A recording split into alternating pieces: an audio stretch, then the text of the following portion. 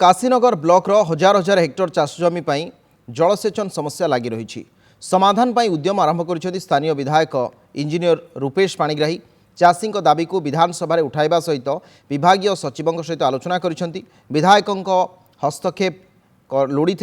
यार डीपीआर प्रस्तुत पर विभागीय अधिकारी को निर्देश दिया पर आज जलसेचन विभाग एक टीम विभिन्न जलस्रोत अनुधान कर फेरी स्थानीय विधायकों नेतृत्व में विभागीय अधिकारी और जिला परिषद अध्यक्ष ब्लॉक अध्यक्ष जिला परिषद सदस्य सरपंच समिति सभ्य और चाषी नेतांकर एक टीम गस्त कर विभिन्न जलस्रोत अनुधान कर चिरस्रोता नदी नाल तथा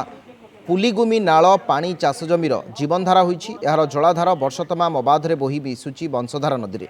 उपरमुंडर उपयुक्त स्थान में डैम निर्माण करागले प्राय 12,000 हेक्टर अधिक जमी में जलसेचन हो पार। बापा मैंने कम ये गले कि प्रोजेक्ट हो पानी कि आज विधायक आसिक जो प्रतिश्रुति देले आम बहुत खुशी हेलु। कहते करवा शीघ्र बोली कहते 1000 एकर माड़वा आगुरी आसिक सब देखी देखी पड़े किए कम कर देखुचु एठारे केमती फिजिबिलिटी हम